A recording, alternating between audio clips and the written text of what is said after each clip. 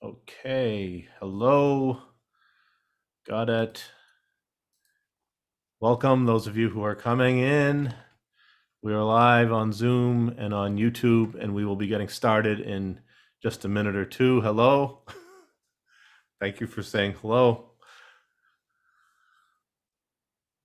And hello to all of you.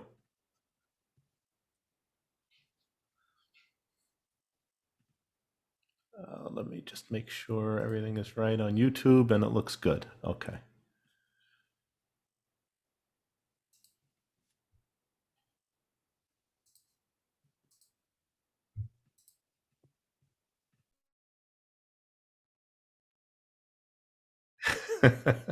Yes, you can see us, but we can't see any of you. That's the way that's the way the webinars work.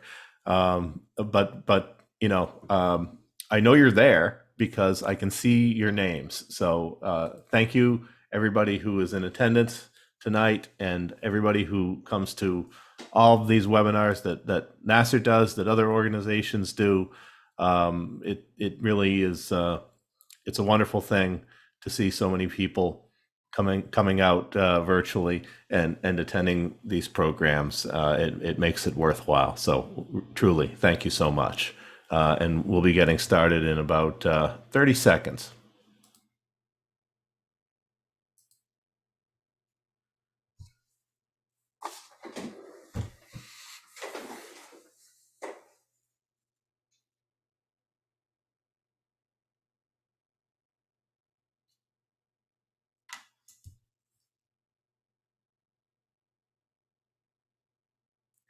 Yes, exactly, and you can even eat dinner while you're attending a lecture, and no one needs to be any the worse for it. I've done that many times over the past year and a half myself. It's really it has its definitely has its benefits, as Lerna and I were discussing earlier. These virtual programs, of course, we miss seeing people in person and interacting, but they have their advantages as well, as I'm sure everyone can appreciate.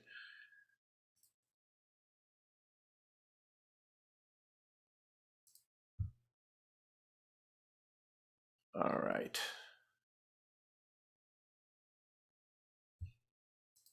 Let me just make a few announcements of upcoming programs that we hope you can join us for as well.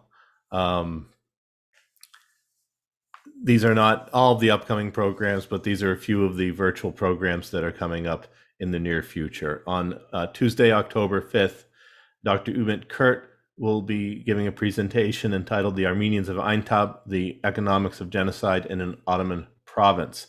This is organized by the Promise Armenian Institute at UCLA and the Promise Institute for Human Rights at UCLA, and is co-sponsored by Nasser and other fine organizations. This is on Tuesday, October 5th. On Wednesday, October 6th, Maria Armudian will be presenting her new book, Lawyers Beyond Borders, Advancing International Human Rights Through Local Laws and Courts. This is presented by the Armenian Center at Columbia University and Nasser. And on Friday, October 8th, Dr. Milena Oganessian will be presenting Ruben Mamoulian, an American Armenian theater and film director and artist, co-sponsored by Nasser, the Armenian Film Foundation, and the Arat Eskijian Museum on Ruben Mamoulian's 124th birthday. On Friday and Saturday, October 15th and 16th, there is an online conference, Gender and Intersectionality in Post-Soviet Armenia, organized by the Zorian Institute and UCLA Promise Armenian Institute, and co-sponsored by Nasser and other fine Armenian organizations. Please join us for that as well. Anyone who is not getting email announcements about Nasser programs and would like to be, please send us an email at the address that I'm typing right now in the chat, hq@nasser.org. You send us an email, we will add you to the email list, and you will receive, I can assure you, an abundance of announcements. You can also follow us on Facebook and on other social media to get information about these programs. Thank you. I would like to acknowledge and thank our co-sponsor for tonight's program, the Society for Armenian Studies, and as always, its president, Bedros Dermatosian, for their collaboration and collegiality in partnering on this event. In the past month, we have lost two scholars who were very good friends of Nasser and of the Society for Armenian Studies, as well as, of course, esteemed members of the worldwide Armenian Studies community. George Bernutian, who passed away a month ago, and Lucy Dermanuelian, who died earlier this week. Of course, to many of us, they were also dear personal friends whose presence as scholars and as unique and unforgettable personalities we will miss very much. And I'm very sorry to say also that just a couple of hours ago, I learned the very sad news of the passing of another friend, Edvin Manasyan, who has been one of the leaders of the Organization of Istanbul Armenians in Los Angeles and an active member of the Armenian Bar Association and other groups, and a good friend and supporter of Armenian studies, generally speaking. Let us please just take a moment in silence to remember our friends and colleagues who are no longer with us. And of course, let us always remember them and value them for who they were and all they did.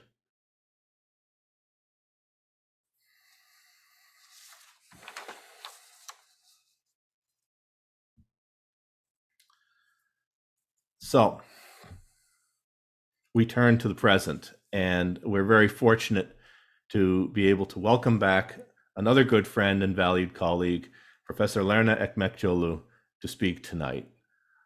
I've known Lerna now for so many years, I'm afraid to even speak about it publicly, but about 15 years ago, Nasser awarded Lerna a travel grant to help with her doctoral research at New York University. And of course, anytime any organization gives a grant of any amount, you have hopes that in some way it will help a scholar, and often they are young scholars, to forge their path and that they will develop into a significant contributor to the field.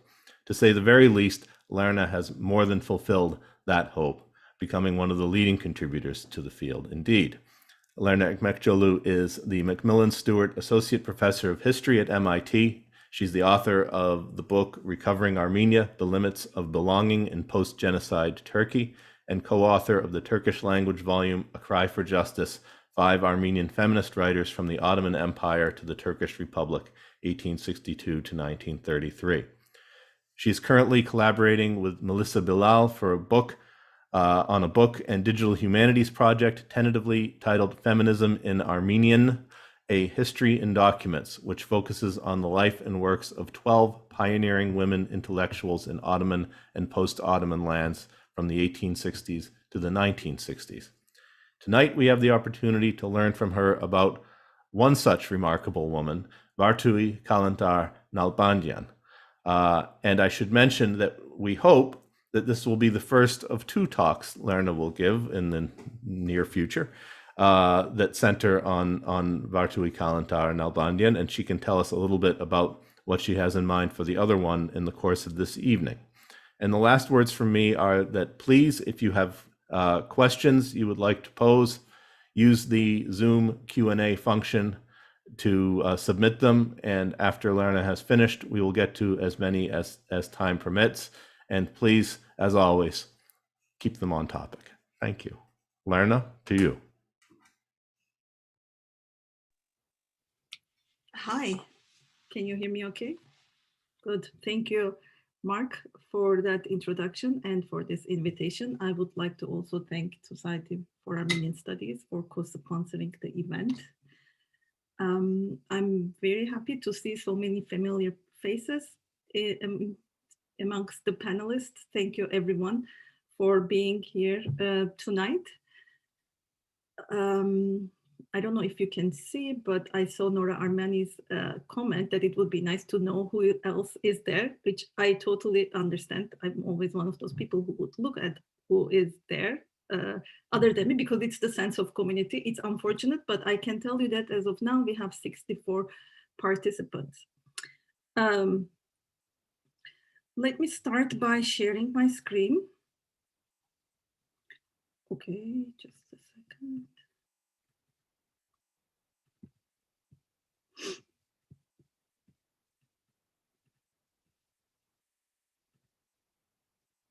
Okay.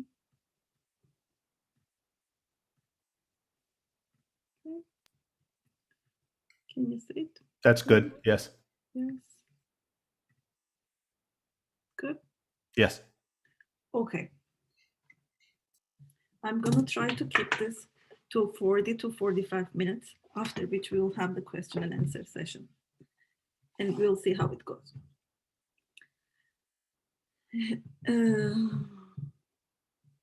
In January 1920, Istanbul's Armenian feminist bi-weekly Haygin, which I've studied for my dissertation, for which I received the Nasser travel grant. Actually, this dissertation, it's actually coming back right now to Nasser, and it's the first ever presentation that I'm giving on Vartouhie Calantar, and I'm really honored that it's for Nasser. Lerna, a little louder, please. Louder? Yes. Okay. Haygin announced in 1922 Right. that they would start, good? No? Yes, that's better. Thank you. Okay. They would start publishing the prison memoirs of a certain Miss V. Calantar. The announcement read, the young lady who was tortured, so they're describing Vartouhie Calantar. The young lady who was tortured for 2.5 years in the Turkish prison for the crime of having loved and suffered for her people will soon start publishing her prison memoirs under the title The Women's Section of the Turkish Prison. A picture of her accompanied the announcement. A youthful woman with dreamy eyes, looking light-spirited, innocent, and content. She's smiling. It's hard to imagine that this young Ottoman Armenian feminist served 2.5 years in the women's section of Constantinople's central prison, Hapishane-i Umumi. This during the early stages of World War I, as the Armenian genocide was unfolding. In May 1915, the Ottoman authorities had accused her of treason based on nationalist or patriotic letters she wrote home from Lausanne, where she was pursuing a university degree. They arrested all of her family members and tried them at the military court. At the time, she was 20. After her release in 1918, starting from 1920 in 16 installments, in Haygin, she published her memoirs under the title Getronagan Pandin Gineru Pagina, which she translated at some point in the future in her life as simply Mehterane, which means prison in Turkish. In about 50 pages, and in a most detailed way, Vartouhie Calantar narrated the daily life of the ward with its multiple interesting characters, as well as dramas and scandals. She positioned herself as an educated siyasi, that is a political prisoner in Turkish, a siyasi among thieves, street fighters, and prostitutes, all with political convictions of their own. Neither her prison memoirs nor her life or any other work has ever been subject of study. Armenian, Turkish, Ottoman, Middle Eastern women and prison historians have simply never ever heard of her, with an exception of one or two. And this despite the fact that she wrote the only first-person narrative of any ethnicity or sex who served time in an Ottoman jail, to my knowledge, and I would love to be corrected if it's not the case. The only other, for everything that I'm saying today, since I've never published extensively on her, that is the case. I'm looking for feedback, criticism, and data, really. The only other Armenian woman's prison memoir belongs to Ellen Puzant, an IRF, Tashnak Tutyun member who was imprisoned in Yerevan's Cheka prison during the Bolshevik takeover of Yerevan in 1920-21. Vartouhie Calantar is also the first female political prisoner of the Middle East, certainly the first who sat down to write her memories of incarceration. There are multiple reasons for these intersecting historical blind spots. For our purposes, suffice it here to note that there isn't even a Wikipedia page on Vartouhie Calantar-Nalbandian, to this day, neither in English, Turkish, or Armenian. My talk today, therefore, is meant to introduce her to the historians and the interested public. As I have been researching her since the time that I saw this in Hagen, I just was haunted by who she was, and I've been working on her on and off, always in the background, asking around. But it has been 16 years since I've been following her. She's one of the 12 women featured in the upcoming book that Mark already mentioned, so I'm not going into details, but it also, the book, so this is a tentative title for the book, which I'm writing with Melissa Bilal, will also have, the project has a digital archive component in which we will share in an open access format with the public all whatever we could find of each of these women that we study, including the full translation from Armenian to English of Vartouhie Calantar's Prison Memoirs, which with the excellent translation of Michael Goshgaryan. And it will be launched in late 2023 together with the book. In today's presentation, I will first provide a brief biography of Vartouhie up until her incarceration. Then I'll discuss her court case, followed with an analysis of her prison memoirs. She moved to the United States in 1921 at the age of 27 and died in Washington, D.C. in 1978. She remained close to Dashnak Tutyun, Armenian Revolutionary Federation, which I'll refer to as ARF from now on, where her husband too was an influential member, Calantar-Nalbandian. While I won't have time in this presentation to focus on her work in the US, as Mark mentioned, I would love to do another talk only on her post-1921 life in the United States, where she was a prolific writer and commentator on various topics, as well as a writer of books. But before I proceed, I would like to now thank the following individuals who, over the years, in the last 16 years, helped me in my research on specifically Vartouhie Calantar. It really took a village. I'm not going to tell their association, their institutional membership or anything, but I would like to really read the names and thank them once again in allowing me putting all of this together. It was almost like archaeological work. So Judy Saryan and Levon Saryan, Marian Mesropian, George Agjayan, Harut Arakelian, Vartan Matyosyan, Mark Aslan, Mark Mamigonyan, Dikran Kalikian, Nora Leserson, Anaid Astoyan, Kevork Bukhagopian, and last but not least, Sinan Çetin. So I'm going to move to the biography now. Is my voice okay? Sound is fine. Okay. Yes. So this is the only childhood picture of Vartouhie Calantar that I have. And it was published in Hagen, expectedly, the feminist paper of record. She was born in 1895 in Ottoman Bursa, about 100 miles south of Constantinople. She has very interesting roots, as she is the child of a Russian Armenian and an Ottoman Armenian. But we don't find them very often. Both of her parents were educators, and both had very important influences on her. While she considered her father her mentor, her mom was an ally and a comrade for her. So this is her father on the right, Tavit Calantar, who is originally from Agulis or Ailis in Nakhchivan. He came from a family of wealthy merchants who invested in the education of their children. He went to Vienna and Leipzig for university education in philosophy and pedagogy.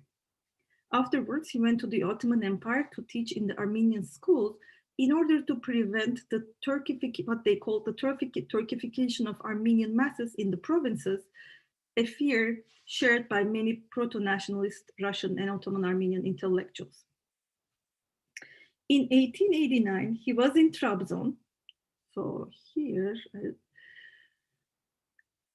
as the superintendent, the general inspector of the Armenian schools in the same city, in Trabzon. It's here that she met and married Takui Manisalyan, who was the principal of the Armenian girls' schools in the city. Takui came from an Ankara family who sent 4 of their 7 daughters, including Takui, to Mezburyan Girls' School in Istanbul, which was a secondary boarding school for girls. This was in the mid-1880s, and like many Mezburyan graduates, she left for the provinces after graduation to teach Armenian girls, and that's why she was in Trabzon in 1889. She marries Tavit, and then they go to Bursa to establish their own school.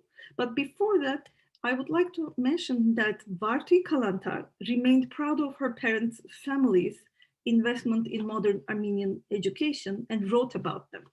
For instance, 2 of her maternal aunts, so these are Manisalyan sisters, opened up a private army after their graduation from Mezburyan School in Istanbul. They left, the 2 of them, and they opened up a private Armenian girls' schools in Cairo after their own name, Manisalyan, in 1905, which was working until at least 1930. So returning to the story of Vartouhie and Tavit, they moved to Bursa and opened up the Calantar-Nalbandian Academy in 1890, where they both taught different classes, and Tavit was the principal. It soon became known as the most modern, innovative, pedagogically advanced school in the Ottoman Armenian community. It is likely that the Calantar-Nalbandian school was the first co-ed primary and secondary school among Ottoman Armenians, and this is her, Takui, the mom, amongst her students in Calantar-Nalbandian school. It is in this environment that Vartouhie was born, in 1895, and a few years after her brother. They received their education in their parents' school, where they excelled in most subjects, but especially music. She played the piano, the brother played the violin, and then he became a virtuoso very soon, while Vartouhie was more of the intellectual type. Right after the Young Turk Revolution, the reform-minded Patriarch of Constantinople, the new Patriarch Izmirlian, had tasked Tavit to serve as the superintendent of all Armenian national schools in the Ottoman Empire. This is a very strong, very powerful task, really. So they accepted it, even though it meant that they had to close their Bursa school. They moved to the capital, where Vartouhie went to school for a few years. In 1911, she received the Chuntian Endowment Scholarship to pursue undergraduate education in Europe, which was a relatively new development for Armenian girls of her time. She studied history and literature at the University of Lausanne under the mentorship of Avedis Aharonyan, a well-known Russian Armenian writer and later a politician of ARF. Aharonyan was a protege of Tavit Calantar-Nalbandian, the father, from their elder days, and an older brother figure to Vartouhie. This is an important influence on Vartouhie, Avedis Aharonyan. It was in Lausanne and in the company of other Armenian and Turkish university students that Vartouhie grew closer to the ideas of what they called the Armenian Revolution. This nebulous cause referred to a range of goals, from reforming to Ottoman provinces to working for autonomy or even liberation, depending on the time period, group, aspirations of the moment. While in its most conservative sense, being an Armenian revolutionary meant publicly protesting against Ottoman misrule and atrocities, true revolutionaries took up arms against the oppressor, Vartouhie explained much later in a 1934 article. After Lausanne, she went to the University of Leipzig to pursue graduate studies in prehistory and education. Her goal was to become a professor of history in the future Armenia. This dream was never realized.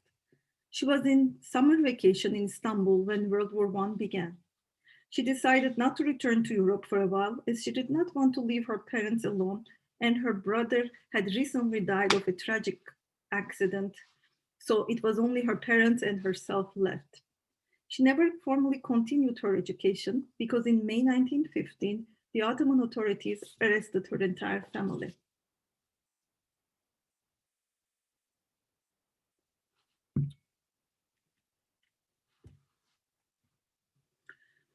It is likely that Tabit Calantar avoided being deported to the interior during the April 1915 arrests, thanks to his Russian citizenship. However, an Ottoman state document dating April 15, 1915, which was sent from Bursa governor to the Ministry of Interior, informs the letter that in Bursa, in the school documents of some youth, police found papers containing anti-Turkish propaganda.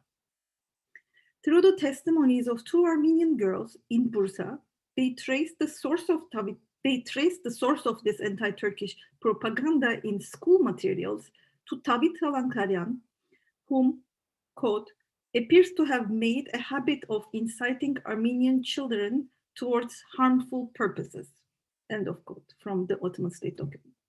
It's likely that the police raided the Calantar-Nalbandian residence in Istanbul in May based on the information received from Bursa, or likely using it as a pretext.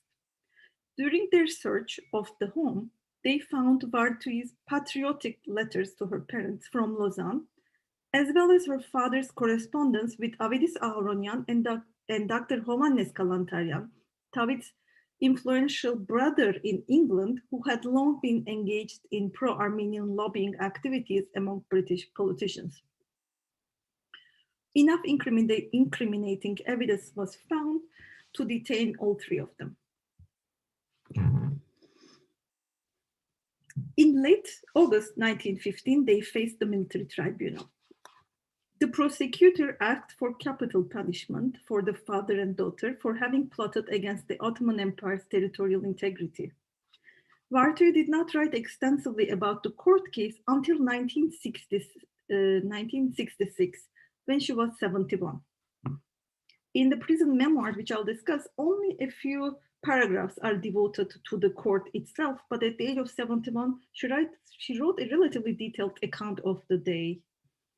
Who was there, who was saying how they defended themselves. She remembered that she defended herself by arguing that her letters home were personal in nature and they were only ideas, not actions. The judge noted that their goal was, quote, to forestall the actions, end of quote. Vartouhie found the courage to make the point that if Turks had the right to be patriotic, Armenians too should be given the same freedom. Her scared father, however, claimed that Vartouhie was merely an impressionable youth, only 16 or 17 at the time of the writing of the letters, and her sentence should be transferred to him as his guardian.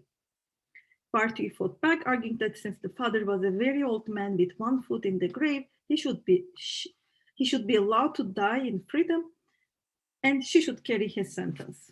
At the end, Vartouhie relates, the court released the mother as she was found innocent after 3 months of detainment in the same prison. The girls from Bursa, who basically informed on Calantar-Nalbandians, who were then brought to Istanbul to act as witnesses, also the accused, they were set free, quote, for their services to the state. The father and daughter were convicted to a life sentence in Çorlu Fortress, about 75 miles west of the capital. An Ottoman document, this one dated October 2nd, 1915, and signed by the Minister of War Enver Pasha, summarizes that the two Calantar-Nalbandians produced documents with malicious content and tried to incite the foreign public opinion against the Ottoman Empire in order to realize an independent Armenia. And they were sentenced according to the 54th article of the Ottoman Penal Code. So what happens is that thanks to high diplomatic interventions, their sentence was reduced to 5 years. So 5 years in the central prison of Constantinople. From Çorlu Fortress, they transferred the sentence to Istanbul. According to Calantar, the people who tried to help her include Zabel Yeseyan, who already had left for Bulgaria and then met with the Bulgarian queen, the Bulgaria's queen, which then applied to the Sultan for a pardon, because at some point they became the allies of Ottomans. Also, the neutral Spain's King Alfonso intervened thanks to Dr. Johannes Calantar-Nalbandian, Vartouhie's influential uncle in London. And he was really higher up in the British Armenian society. He was one of the really main leaders of the British Armenian community. Also a Robert College graduate, also from Aquilis, like him. After only 3 years of imprisonment, however, the Calantar-Naljandans were discharged. This was thanks to their Russian citizenship. The Brest-Litovsk peace treaty between the new Bolshevik government and the Central Powers, signed in March 1918, ordered the release of prisoners of war. And since they had been tried in the military court, they were considered as prisoners of war and let free. In August of the same year, however, Tavit Calantar-Nalbandian passed away. Vartouhie attributed his death to the deplorable conditions that he endured in the prison. The Ottoman defeat and the signing of the Mudros Armistice, this is about the German armistice, but just to give an idea, breathed life to the Constantinople Armenian community.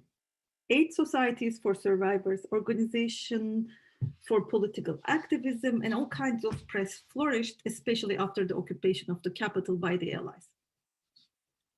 Vartouhie's public life started at this period. She aided the establishment of the Constantinople chapter of the Hayreniki Oknutyan Myutyan Society for the Aid of Fatherland and acted as its general secretary.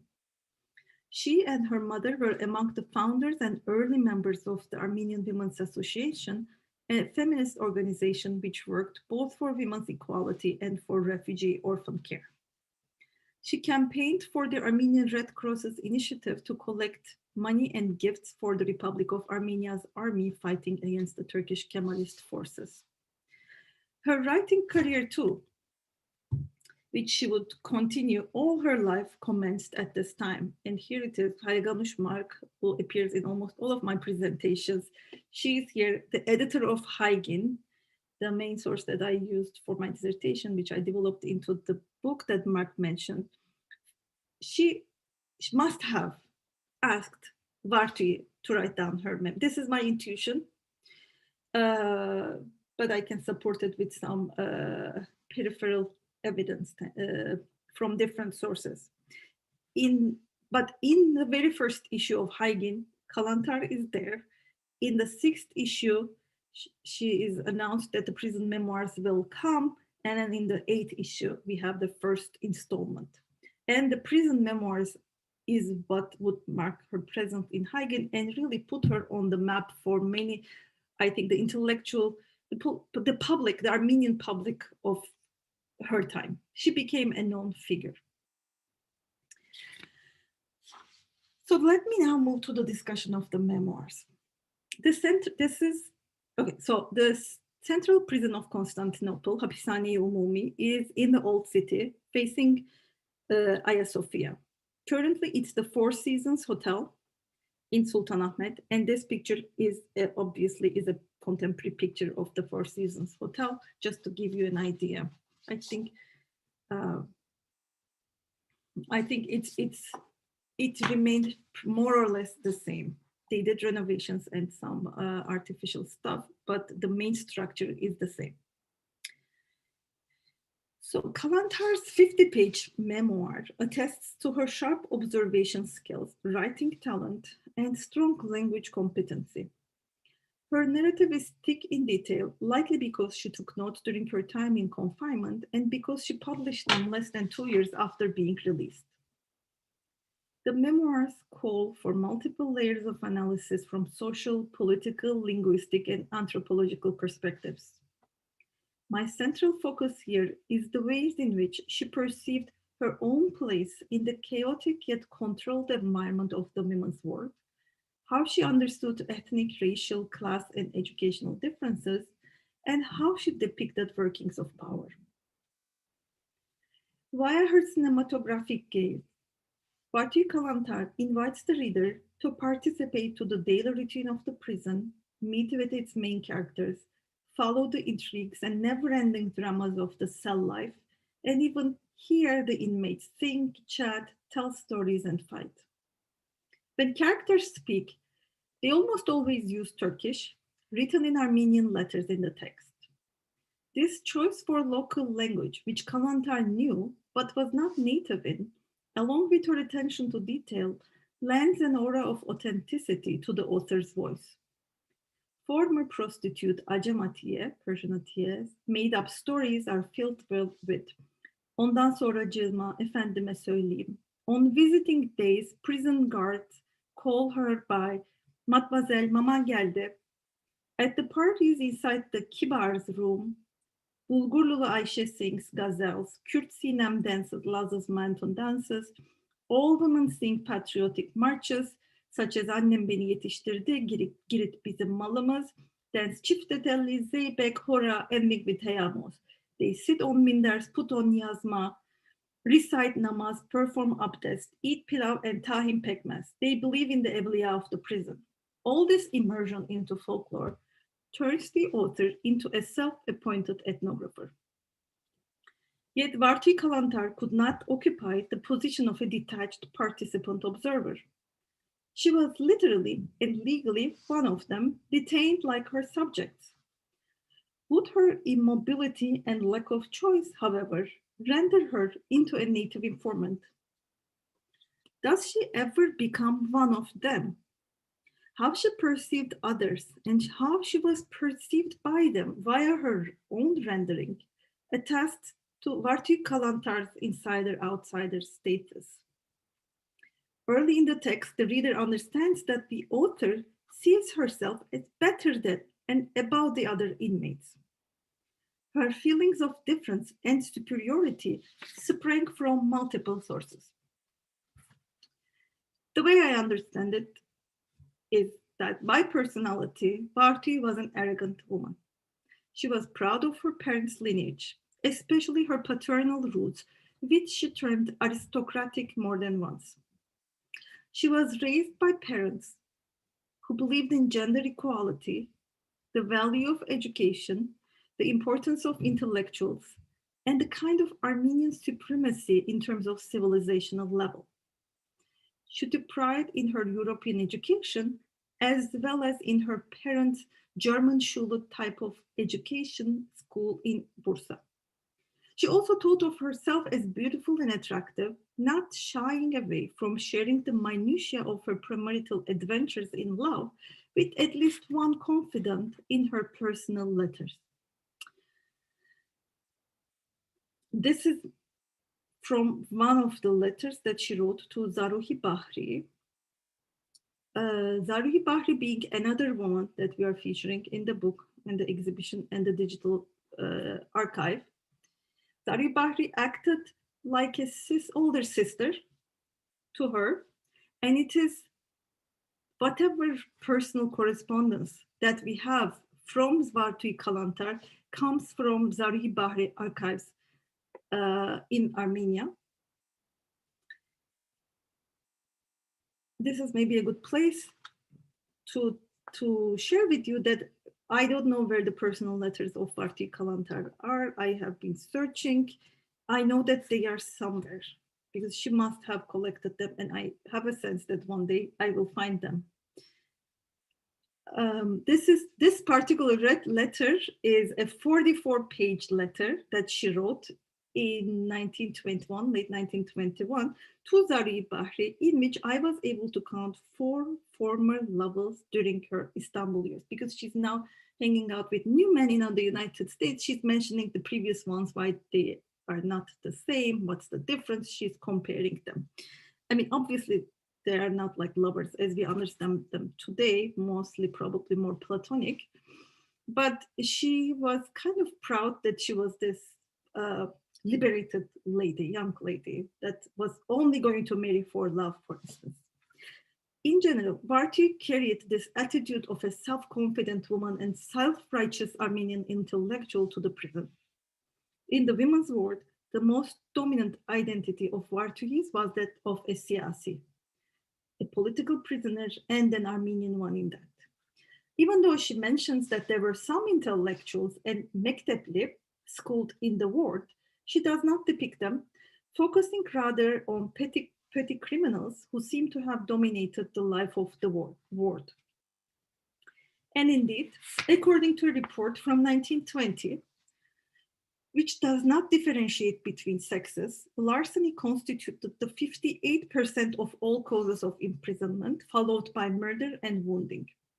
There is no category as political prisoner in this report. This is from Constantinople Today. This is likely because after the Mudros armistice, many non-Muslim prisoners were let free. Vartouhie, so she was siyasi, but she was also the Mademoiselle in the eyes of her fellow inmates. Mademoiselle being a respecting way of addressing elite non-Muslim young women in the Ottoman world, even in contemporary Turkey sometimes.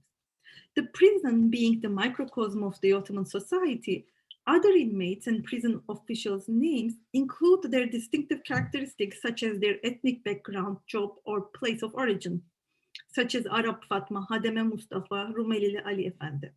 Hers is Mademoiselle, which attests to the fact that she was seen as an upper-class, respectable, young, non-Muslim woman.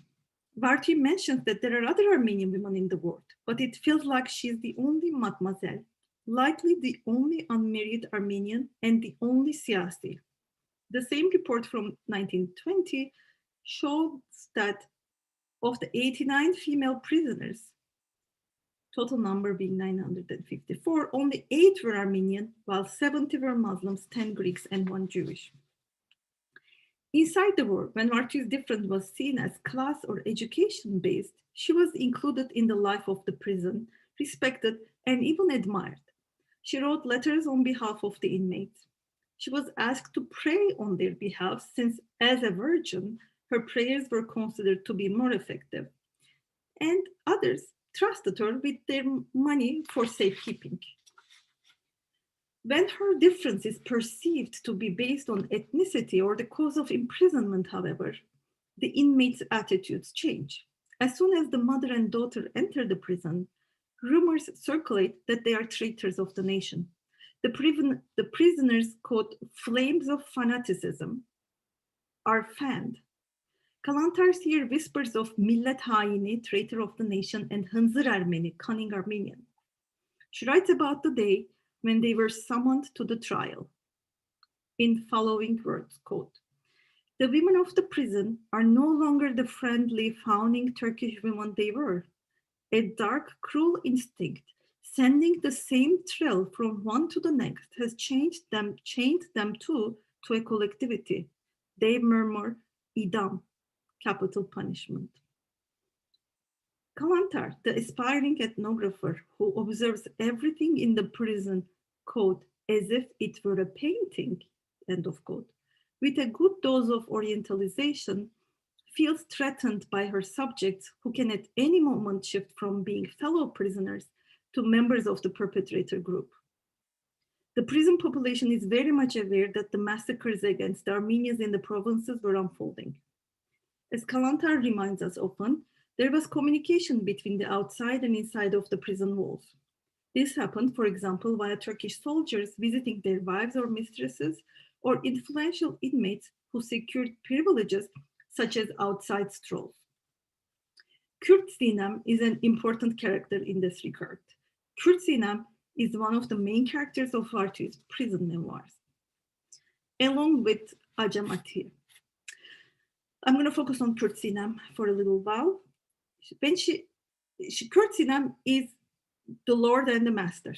A Kürt from the Kasımpaşa neighborhood of Istanbul, she was imprisoned after a street fight with the police. Calantar depicts her as a complicated figure.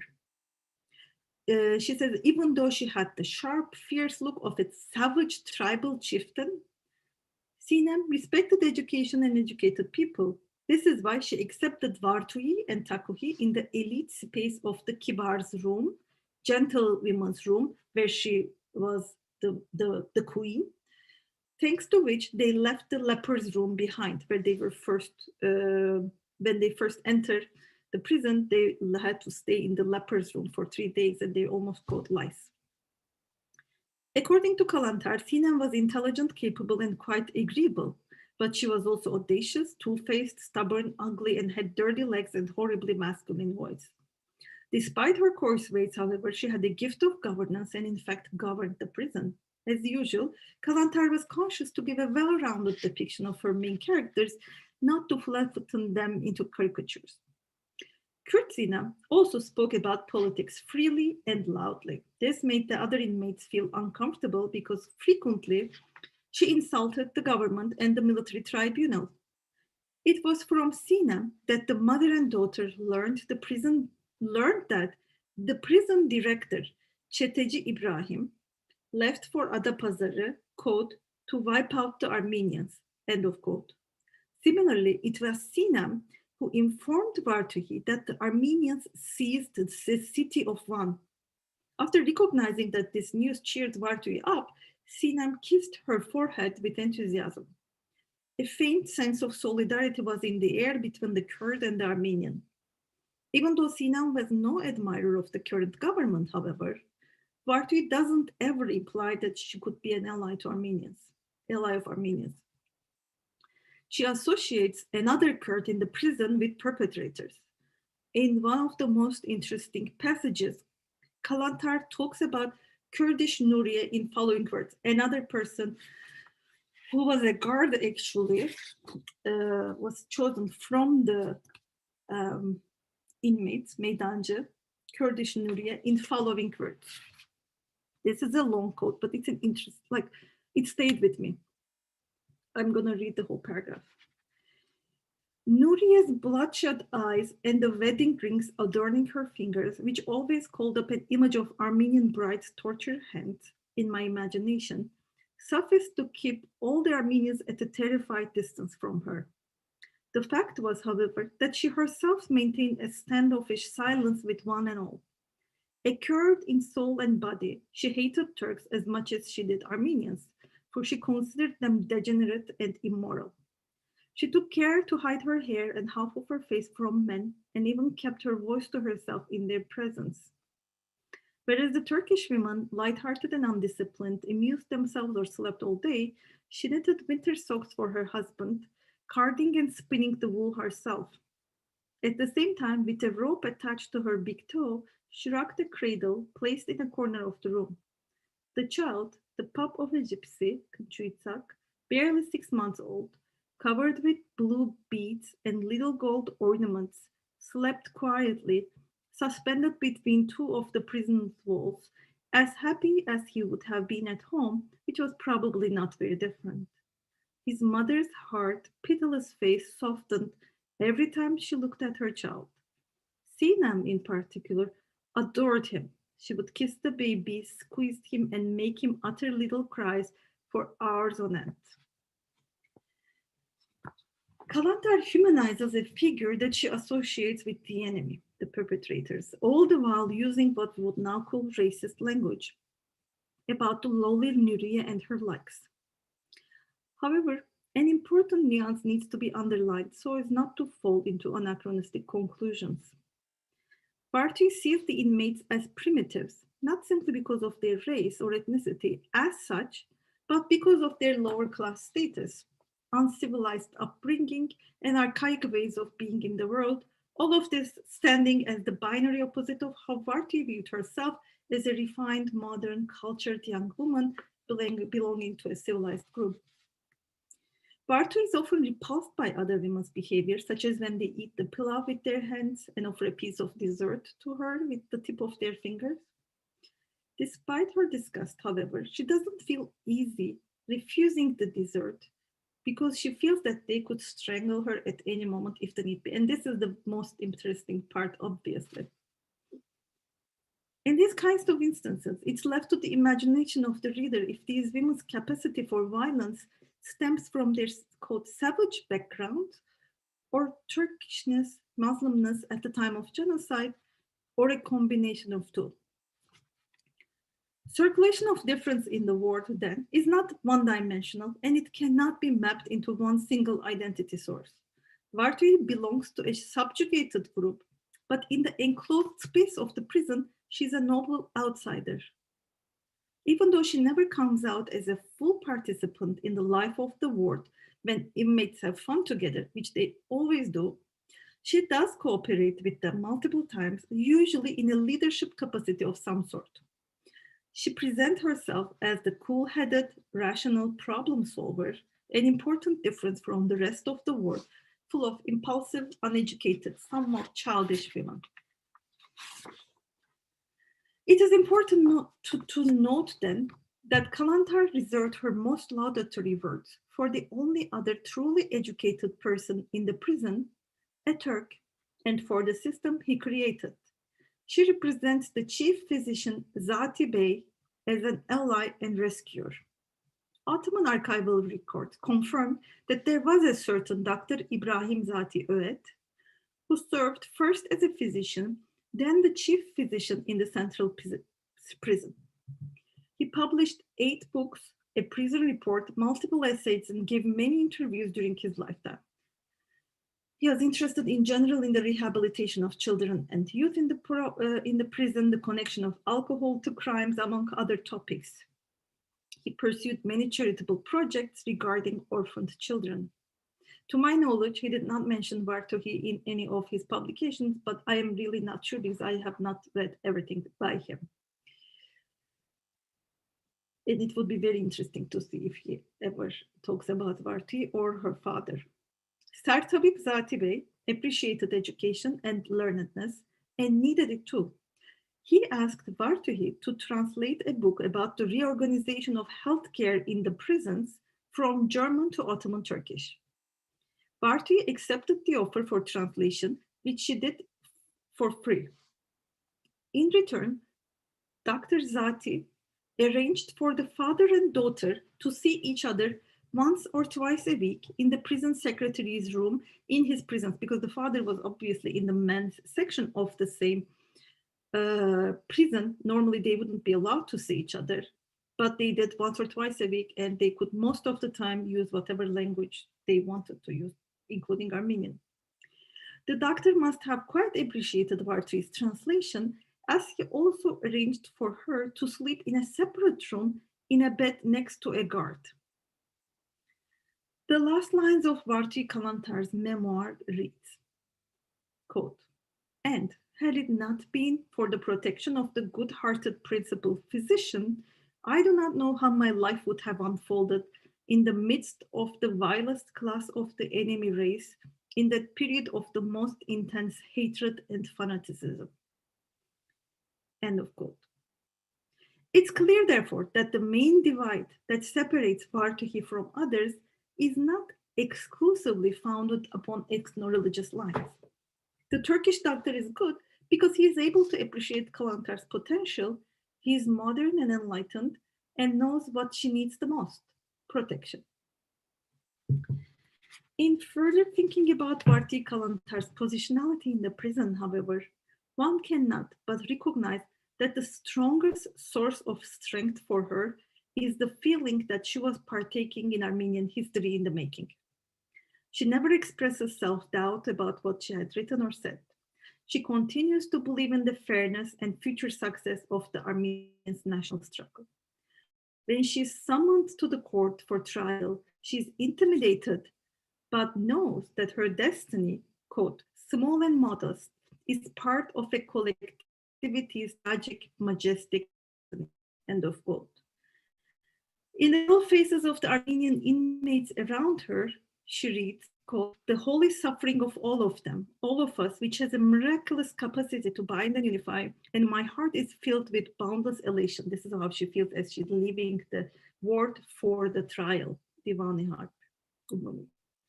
Similar to how non-Armenian inmates are bound to each other, when the Armenianness of Vartouhie comes to the fore, Armenian inmates are bound to each other, though invisibly, when one of them is summoned to trial or a new Armenian enters the ward. Indeed, Calantar's most empathetic words are uttered when describing the Armenian newcomers. She calls them Anetski Kur, an Armenian phrase that she makes up which can be translated as fellow accursed sister or sister in misfortune. It connotes camaraderie and union in the shared condition of being accursed. In one of the most touching passages of the text, she writes the following about the times when a new person is thrown to the jail and they are informed that she's Armenian. And I'll read this in Armenian simply because it is the translation, it doesn't do justice to it, but the whole English translation in English is also here. Քանի անգամ սիրտս գեցերեցամեն լսելով Արմենիmiş parերը ու վազերեմ անիծքի քրոջս քովը մի վահնար ես ալ հայ եմ ըստելով ու ինչպես ճպտերեն անոնք ինձի իրենց սարսափով լեցված աչքերը ինչպես վերցուցերեն վրաս օգնություն պաշտպանություն աղերսելու ինձ մե ահ այդ առաջին վարքյանները. As the examples above demonstrate, Vartouhie Calantar Memoirs are a treasure trove for advancing our understanding of Armenian subjectivities in the twilight of the Ottoman Empire and during the Armenian genocide. They are also a great source to reach the world of the Ottoman subaltern women, however mediated it may be. I didn't go too much into the details of it, but the memoirs are populated by the illiterate or barely literate low-class inmates who usually don't make it into historical studies unless they leave a criminal record. Calantar allows us to have a glimpse of their worldview as she describes politics from bottom up, as well as their love adventures in prison. That's another topic that I didn't discuss today.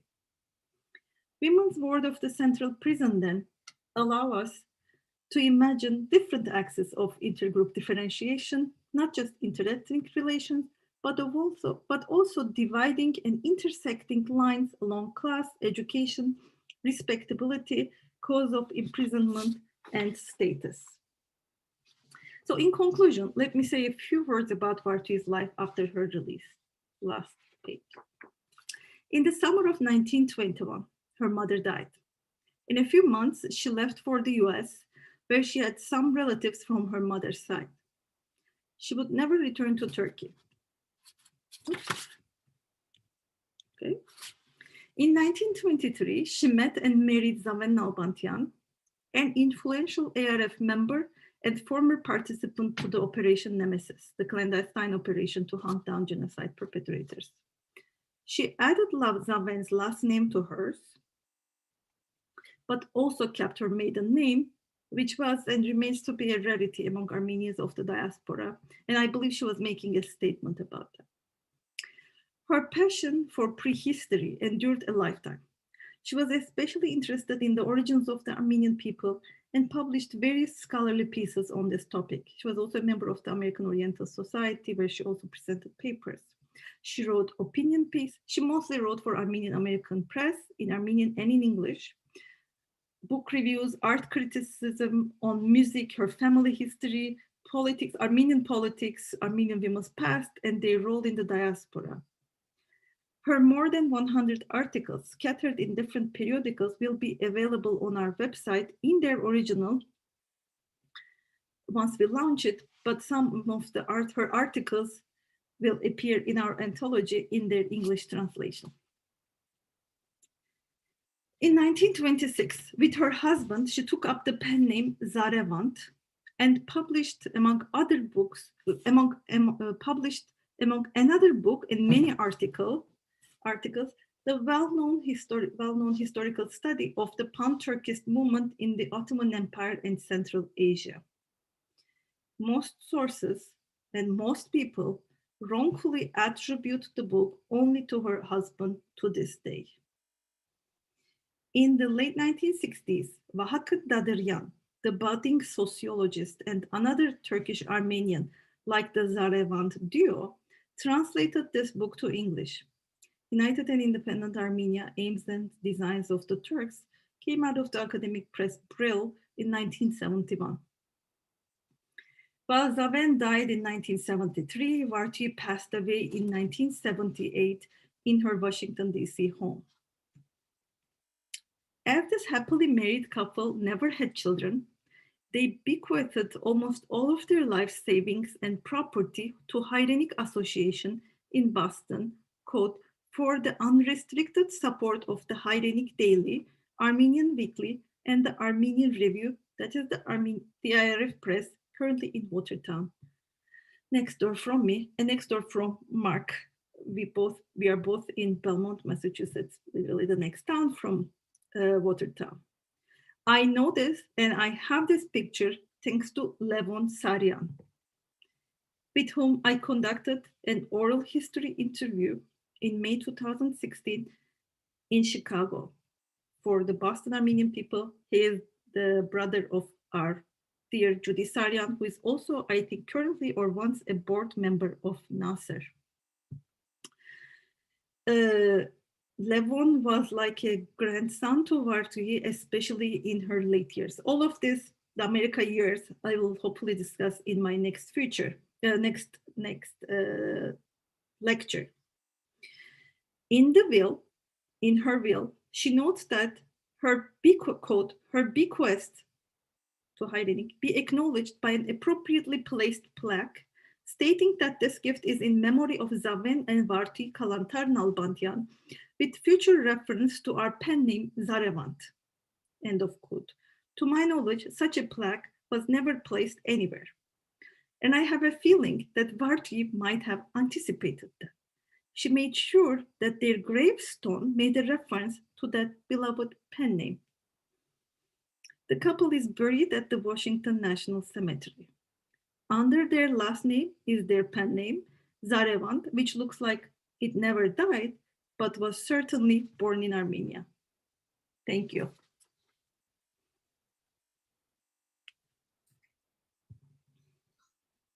Lerna, thank you so much. Very interesting. And I'm sure for almost all of us, almost entirely new information about someone who was all too not well known up to this point. Couple of questions. One from the audience.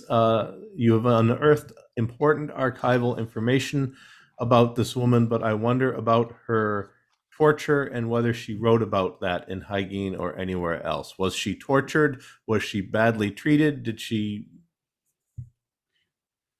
She wasn't tortured. I think Haigin is using some a bit sensational language in the announcement to create suspense. And, it's PR.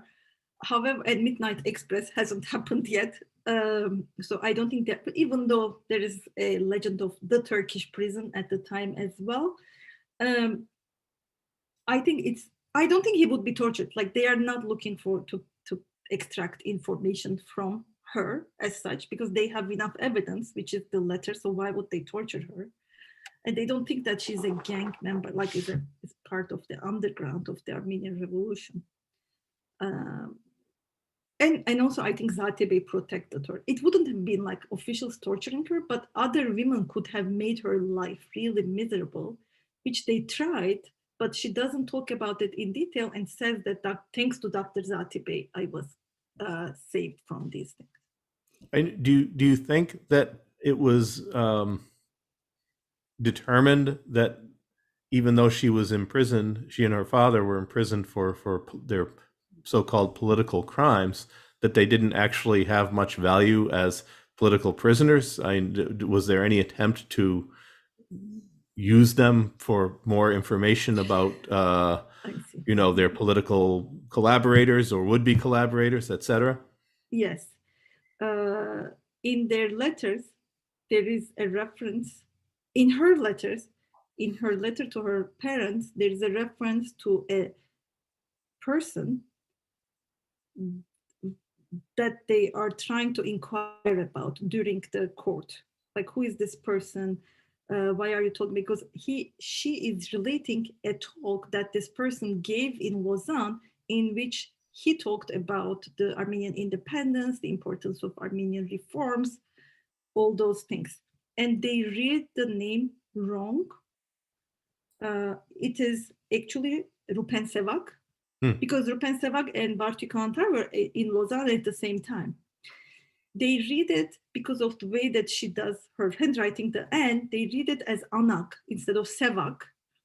So they ask, and she understands it this is all according to her, she understands it during the time that the judge asks her about who this person Anak is, she made up a story about a Anak who says that was in fact from Iran. She doesn't know what happened to her. And because she says that I've heard that Rupen Sevak's German wife was trying to save him, even though it is at that time. Now we know that about 10 days after this trial, Rupen Sevak was massacred somewhere in mid-Anatolia.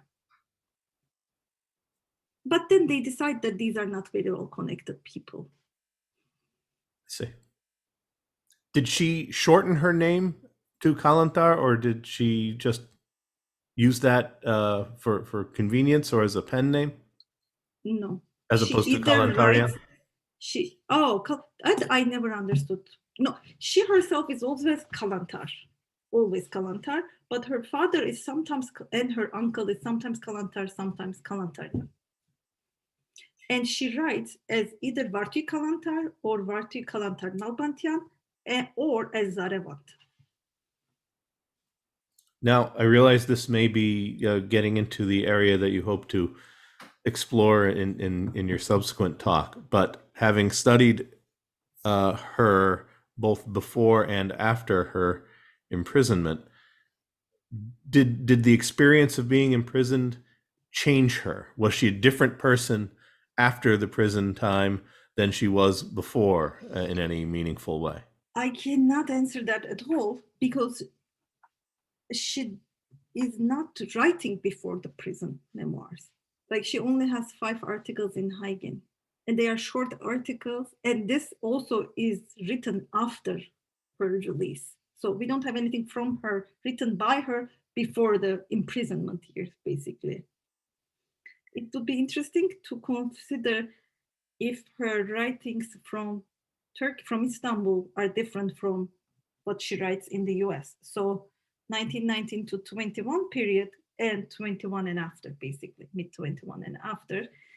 And even then, there is not a lot of difference because, as we all know, the armistice years were an anomaly. Like this is actually an important contextualization comment, because the times that these armistice, these memoirs are being circulated, published, it's almost a unique, anomalous time period because Armenians don't have to censor themselves, right? Because of Allied occupation. So she's able to not mince her words. So she uses this kind of like hyperbolic language, which she will also continue in the United States as well. But in the United States, she and her husband, both from the Ottoman Empire, have this tension with the Russian Armenians, American Armenians. Kind of, they see them as not understanding Turks enough. There's that kind of this new nuance coming in. And you can see that in the United and Independent Armenia book. So people are using the chat to submit questions. That's okay. Many people with kind, generous words about your presentation. I won't read all of them, but of course they're right. And one question: can you tell us a bit more about Vartouhie's political or ideological views? This is it's a very big question. I mean, she believes in this thing called the Armenian Revolution, which changed meaning at different times. But I think the most important thing to mention here is that she, according to her, she never became a member of the ARF, Tashnak Tutyun, however, remained very close, wrote in these publications, as well as Baykar, in non-Tashnak. But Turyan murder is an interesting case, which I'm hoping to discuss in my sequel to this lecture, because after the Turyan murder in 1933, she comes out as someone who insists on Armenian independence. She doesn't think that it was the Tashnaks who organized this murder and that they are being wrongly accused, and that Soviets are these alien forces that will one way or another will be toppled down. But that for now, since there's Turkey who's an enemy, we should not do anything about it, but we should always be ready for that day of independence, because as they argue in the book, when that independence comes, Turkey and Azerbaijan will try to connect with each other, and it is the Armenians that are in their way. So this whole Pan-Turania idea is only or dormant during the Soviet period, according to them. Yeah, and so she's a Republican, according to Levon Saryan. I asked this question. In the United States, she was more towards Republicans because she was anti-Soviet, anti-communist, because she was pro-Tajnak. Thank you. Yes, Vartan Matiosian writes that usually Eastern Armenians shortened the last name Calantar, and it's likely she shortened her last name because the double surname would have been too long for Americans. That's probably true too, although I gather she was using Calantar even before she came to the United States, yes? Yeah. Okay. Mm-hmm. Even though school is Kalantarian school. So Kalantar being Persian, like it wouldn't sound Armenian enough, I think, in the Ottoman Empire if it was only Kalantar. That's cool. So you've been working on her for, you say, 15, 16, 17 years now, yes? I have only been, not actively in the last 5 years, I would say. But I've asked many a friend and colleague in the ARF circles, for instance, if they've ever heard about her. She published in Armenian Review 6-7 articles. Some people remember her articles in prehistory. So I would ask around, look for her. And she doesn't write in the Istanbul press after 1920, after the Republic, after Lausanne, actually, after the Turkish victory gets sealed, after the Treaty of Lausanne of summer of 1923, she stops contributing to the Armenian press in Istanbul, which is the main place that I work on.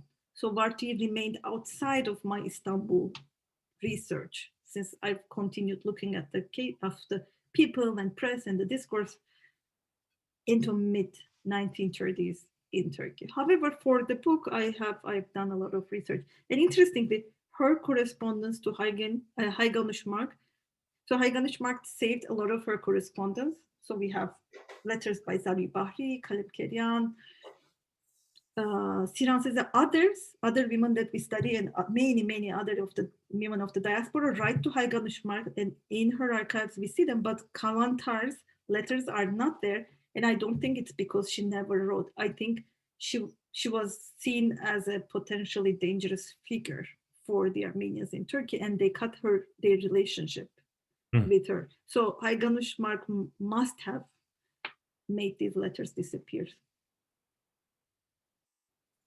You said near the beginning of your talk that with one or two exceptions, she has been overlooked by scholars and researchers. Would you like to tell us who those exceptions are? Actually, no. There's, in terms of, to my knowledge, and I would like to stand corrected if anyone objects to what I'm going to say, I'll take it back. But no one studied her. Some people, when I say one or two exceptions, some people have heard of her. I see. Or because she died only in 1978. She's not that far removed from us temporarily. So people have seen her, some people might remember her, but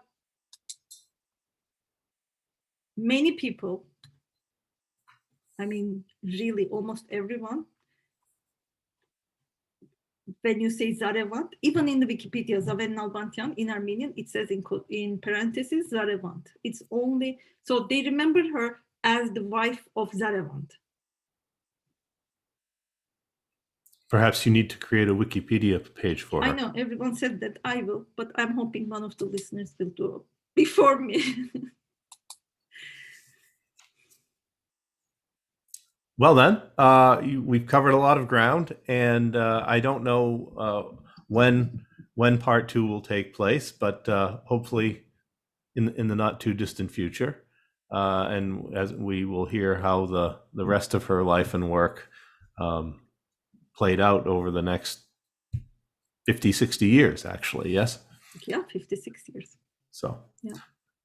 it remains then just for me to say again, thank you to everyone who could be with us tonight. Thank you to the Society for Armenian Studies for co-sponsoring. And thank you to everyone for your comments and questions. And of course, thank you, Lerna, for a very informative lecture and for research that we all look forward to seeing also in print. Thank you so much, Mark, for enabling this conversation. And thank you, everyone, for being there and for your support, overall support. I'm looking forward to part 2. Wonderful. Good night, everyone. Take care. Stay well. Mark? Just a minute. I'm Yes? reading the chat. Do you need to end it? Can Okay. you copy paste the chat because I haven't seen anything? I will get it to you. Yes. You can. Okay. Yes.